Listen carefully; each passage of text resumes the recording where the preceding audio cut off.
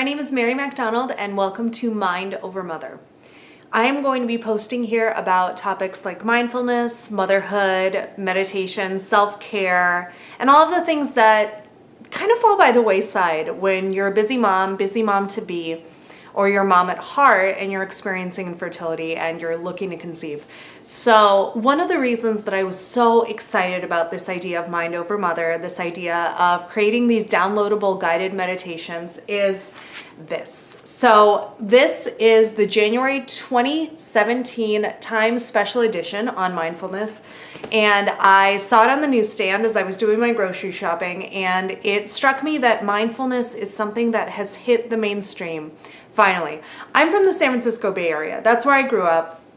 And so meditation, yoga, hypnosis, all of these sort of more niche almost things about the Western, Eastern blended influence that people are getting into, they were mainstream to me growing up. I never thought it was weird. I never thought it was hippie. I realize not everybody is like that or had that same upbringing and experience, but I really see yoga especially penetrating the consciousness and becoming much more mainstream. Now, for a while, I think maybe mindfulness was a little slower to catch that same train, but I definitely think it's there.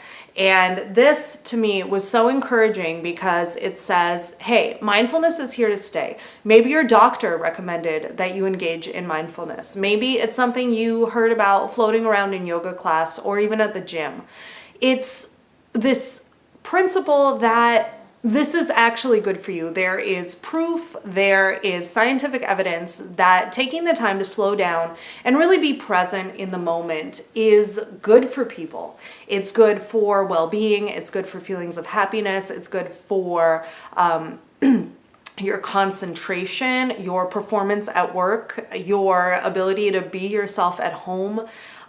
There are just so many benefits, and I can't wait to talk about a lot more of them on this forum, but it finally has become part of the conversation in a way that it hasn't been before. And that's really, really exciting to me because when I started recording meditations, I was doing it for myself.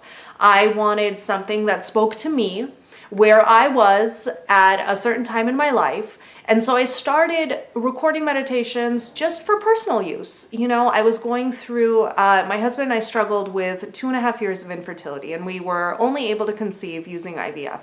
We have a very rare issue that I'll get into, I'm sure, on the blog because I really want to talk to other people who are having similar experiences. And during that process, I had all these emotions that I really wanted to deal with. And so I started recording these meditations for my use, you know, and I was doing acupuncture.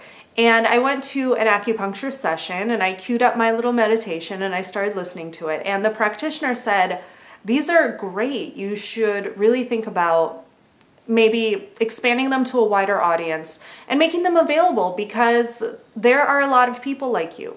Now, this acupuncture practice was specific to fertility, so she really knew what she was talking about. She interacted with women in my demographic, in my stage of life, in my situation every day.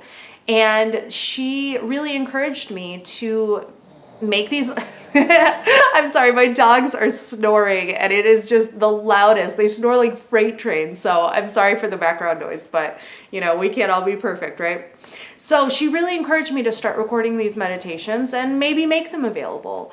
And it really got me thinking about where I was in life, what I needed at the time, and how I wasn't, and I didn't even have children yet. This was during the trying to conceive process.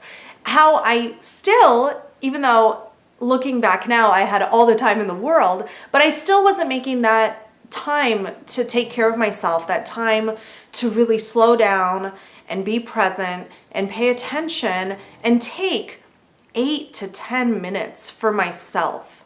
And of course, now having a child, I know how difficult it is and how hard it can be to really drill down and commit and make that time for mindfulness. But I'm hoping that by offering guided meditations and by being a voice and a friend and a trusted companion on your mindfulness journey, I can help connect you with that desire and that opportunity to really make it a part of your life.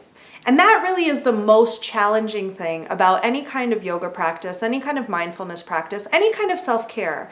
It's once you get there, and once you make that commitment, and once you start making it a habit to do it 8 minutes a day, 10 minutes a day, once you overcome that obstacle, you're home free. You can really start to implement it as a daily part of your life. And once it becomes a habit, once it becomes part of yourself, then it's easier to keep it going. And so stuff like this is so cool to me because it says people care. People care about their mental health. People care about their physical well-being. People care about getting in touch with themselves and improving themselves and improving their quality of life. And that just gets to the heart of everything that I'm doing here at Mind Over Mother. So I hope you check out the meditations. I hope you follow this blog for more information on mindfulness and your busy, hectic, crazy everyday life. And I hope you stick with me because I cannot wait to see where this goes. Thank you.